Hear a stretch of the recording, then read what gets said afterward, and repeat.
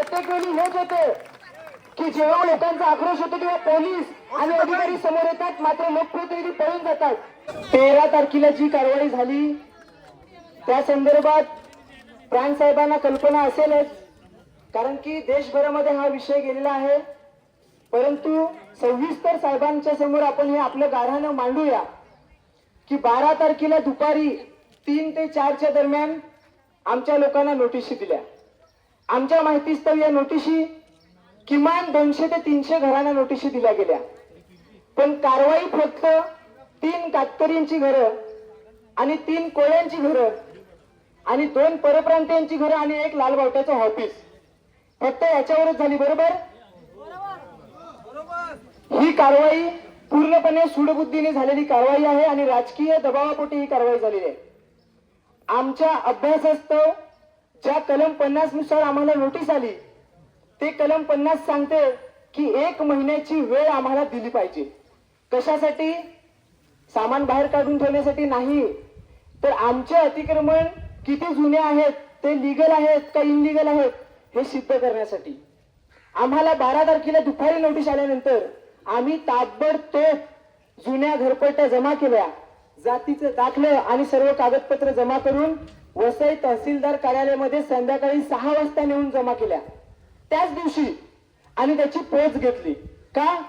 की 2011च्या आधीची अतिक्रमणे जी असतील ती नियमानुकूल करण्यासाठी दावे ठेवले पाहिजेत आणि तो शासन निर्णय सांगतो जर दावे पेंडिंग असतील तर कारवाई करता येत नाही.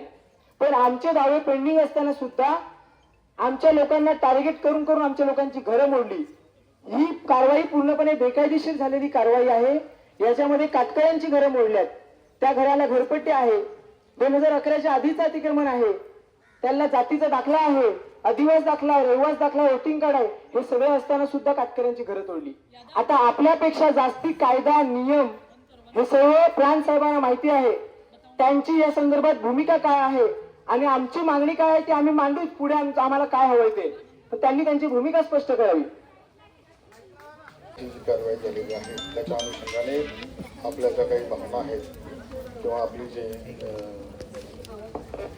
आपल्या ज्या भावना आहेत त्याचप्रमाणे आपल्या ज्या मागण्या आहेत त्या आम्ही तपासून घेऊ आणि तपासून घेऊन शासन निर्णयानुसार जी काही कार्यवाही करायची आहे ती आम्ही तत्काळ कारवाई करू.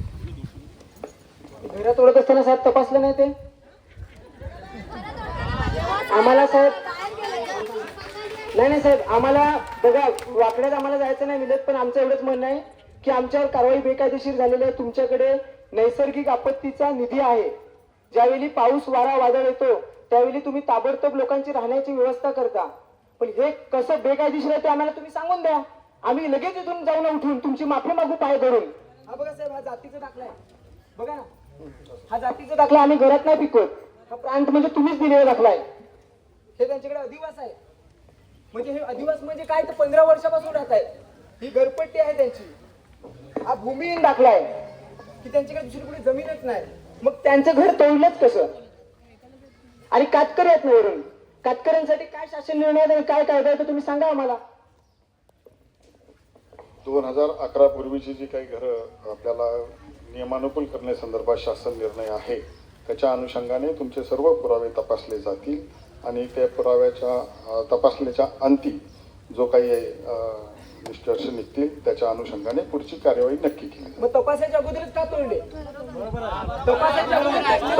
कार्यवाही झालेली आहे, सायमल्टेनियस तुमचे पुरावे तपासण्याचं देखील काम तहसील कार्यालयामार्फत सुरू आहे. आम्ही त्याला गती देऊ. नाही, आमची कारवाई पूर्णपणे बेकायदेशीर झालेली आहे. कोणत्याही प्रकारचे, आता साहेब बरोबर बोलले ना, आम्ही पण तेच सांगतो ना की पहिला तपासा मग कारवाई करा, बरोबर ना?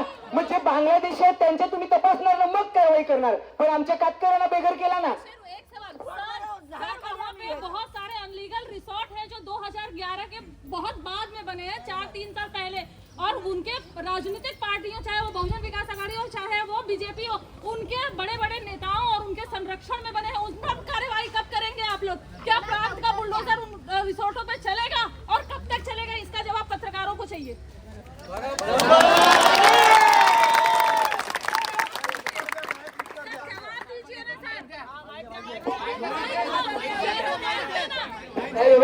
आम्हाला मुळात या एवढ्या लोकांच्या समोर तुमचा अपमान करणं हा आमचा हेतू नाही. आम्हाला कल्पना आहे की तुमच्यावर दबाव प्रचंड होता आणि त्याच्यामुळे तुटलंय, पण आम्हाला सांगायचं झालं ते गेलं. पण नैसर्गिक आपत्ती म्हणून आपल्याकडे निधी आहे, त्या निधीमधून आमचं पुनर्वसन करा. आणि राज्यपालांचा शासन निर्णय आहे का कातकरी जिथे असेल तिथे त्याचं तुम्ही घर बांधून दिलं पाहिजे. हे उगाच आम्हाला मी योग्य ती कायदेशीर ती कारवाई करतो, तपास करतो, मग तपास करण्याच्या अगोदर का कारवाई झाली? मग तुम्ही एक तर जर तुमच्या मर्जीनुसार कारवाई केली असेल तर आजच्या आज तहसीलदारांना सक्तीच्या रजेवर पाठवा आणि मग तपास करत बसा. एका रात्रीत पोलीस बंदोबस्त भेटला तोडायला. एका रात्रीत रात्री पोलीस आले, रात्री कारवाई झाली. रात्री 3 वाजता कोणाचा फोन आला तहसीलदारांना, काढा सीडीआर. 10 वाजता आले लगे घेऊन. सकाळी आले त्या बाईचं पाय बघा ना साहेब, इकडे उभी राहील. ही कातकरी बाई आहे साहेब. तुम्ही अधिकारी म्हणून नाही पण माणूस म्हणून विचार करा, तिचा एक भाऊ म्हणून विचार करा. तिच्या पायामध्ये एवढं 3 इंच होल आहे. ती मला सांगते 50 रुपये दे. हे बघा ना, ह्या अशा अवस्थेमध्ये ती काय राहणार? ही बघा, हिचा पाय फ्रॅक्चर झाला. उभी राहा, दाखव. गार्डनला चटाया पडल्यावरती किती. हे बघा, कारण जेव्हा तोडायला आले तेव्हा साहेब याच्यामध्ये आमचा एक प्रश्न आहे साहेब तुम्हाला. साहेब आमचा याच्यामध्ये तुम्हाला साहेब एक प्रश्न आहे. तुम्ही चौकशी करून कारवाई कराल, पण पुढची सुनावणी लावून याच्यामध्ये नियम आहेत, अधिकृत आहेत, अनधिकृत हे ठरवाल सुद्धा. 15 दिवसावर पाऊस आलेला आहे. या पावसामध्ये चिमणी कावळ्या सुद्धा त्यांचं घरटं मानलं जात आहे. ज्यांची तुम्ही घरं तोडलेली आहेत, प्रशासकीय अधिकाऱ्यांनी त्याच्यावर बुलडोजर चालवलंय, कोणाच्या सांगण्यावरून चालवलंय हे तुम्हालाही माहिती आहे. परंतु ह्या आता बेघर झालेल्यांनी राहायचं कुठे याचं आज आम्हाला उत्तर मिळालं पाहिजे.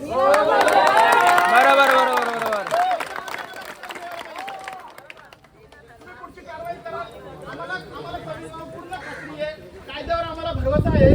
पण या 15 दिवसामध्ये जर पाऊस पडला तर या बेवारसांनी या आदिवासींनी राहायचं कुठे एवढं आज आम्हाला उत्तर द्या आणि आमचं समाधान करा. आणि ह्याच्या मुले ना साहेब, एक मिनिट, या अशा माजलेल्या आमदारांच्या मुले एक दुसऱ्या दलालांना आरटीआय मास्टरांना हिंमत येते. काल तिथं कारवाई झाली, दुसऱ्या दिवशी लगेचच तक्रारी अर्ज केले प्रफुल्ल ठाकूरने आमच्या सांभाळापणा तोडण्यासाठी. आणि लोक आमची जेवत नाहीत तेव्हापासून संबंध वसई तालुक्यातील आदिवासी समाजांमध्ये एक भीतीचं वातावरण निर्माण झालेलं आहे की वर्षानुवर्षापासून लोक राहत आहेत. देशाचे पंतप्रधान सांगत होते की 2024 पर्यंत सर्वांना घरं देणार. अरे तुम्ही नाही दिली पण आम्ही मेहनतीने घरं बांधली, तू तरी तोडू नका. तर तुम्ही याच्यावर ठोस निर्णय द्या. आम्ही योग्य ती कारवाई करतो, चौकशी करतो. हे ऐकण्यासाठी आम्ही एवढी लोक नाही आलेलो. आणि किती दिवसात देता बोला. बघा, तुमचे जे पुरावे तुम्ही तहसील कार्यालयाकडे दिलेले आहेत ते आम्ही हार्डली 2 दिवसात तपासू. 1-2 दिवसात तपासू आणि पुरावे तपासल्यानंतर 2 दिवसांनी आपल्याला त्या संदर्भातल्या सर्व डिटेल्स आम्ही देऊ. आणि त्यानंतर तुमच्या ज्या काही मागण्या आहेत त्या मागण्याच्या अनुषंगाने आम्ही वरिष्ठ कार्यालयाला अहवाल सादर करू. साहेब तुम्ही साहेब मागचा प्रश्न साहेब तिथपर्यंत आम्ही राहायचं कुठे? ऐका साहेब, आम्ही जे सांगतोय ते चुकीचं आहे की बरोबर सांगा. ज्या कलम 50 नुसार आम्हाला नोटीस दिल्या त्या कलम 50 सांगतो 30 दिवसाची वेळ दिली पाहिजे.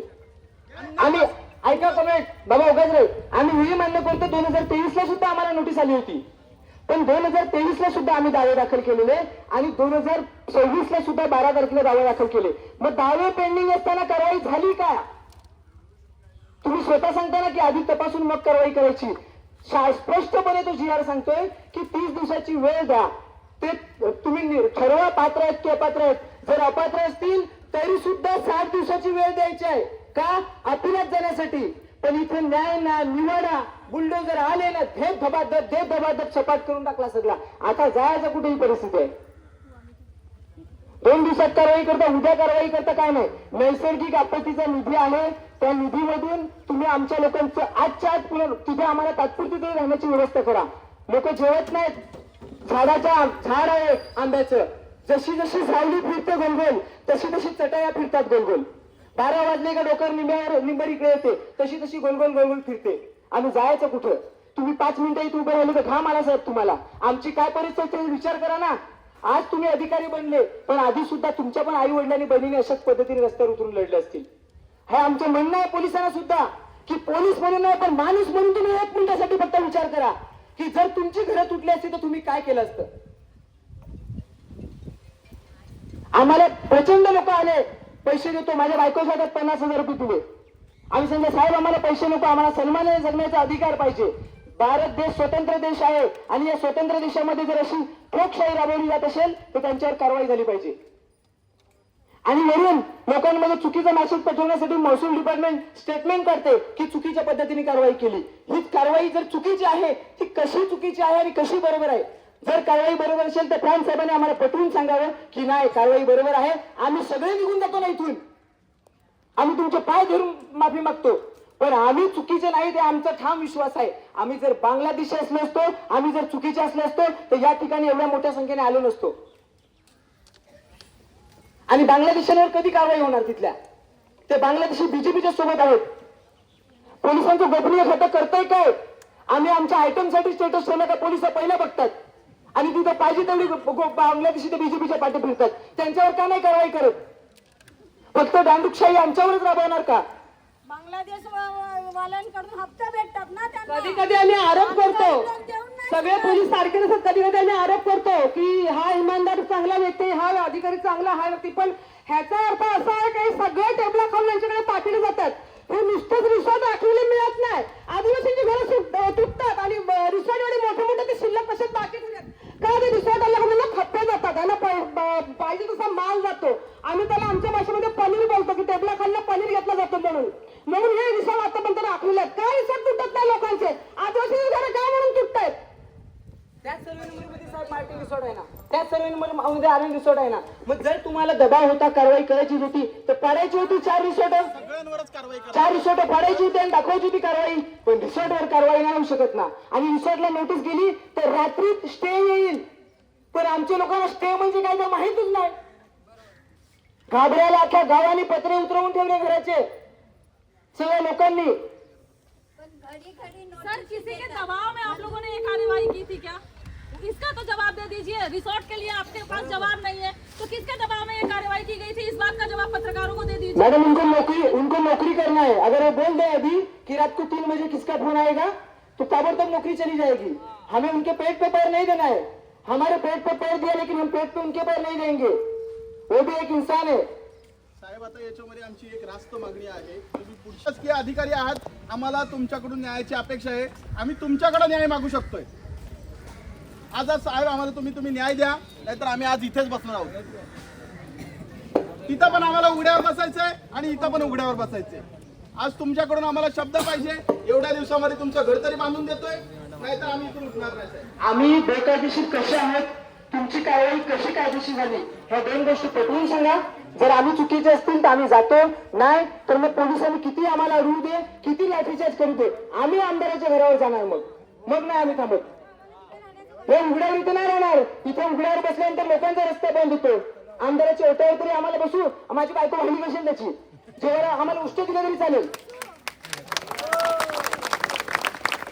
आम्ही भांडी बसू त्यांच्या वाडीतलं काय काम असेल ते पण करीन, कपडे धुवायला सांगितले ते पण धुवून देऊ, पण आम्हाला 2 टाइम जेवायला द्या ना, तिकडे खुशाल राहू दे. बांगलादेश आहे का आदिवासी आहे, आता आम्ही त्याच्या घरावर जातो ना की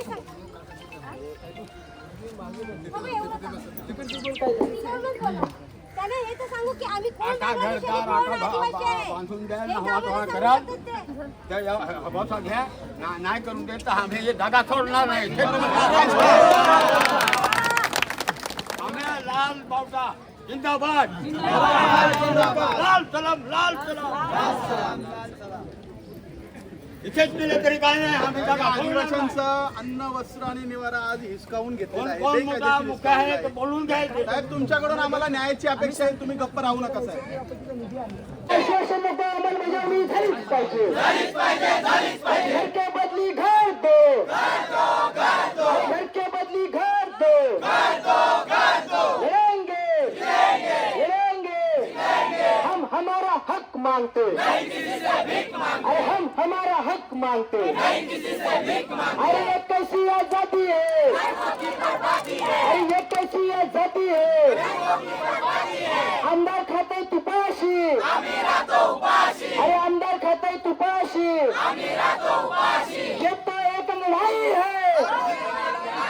अरे घालतोय कोण हात कड्या अरे घालणार कोण हात कड्या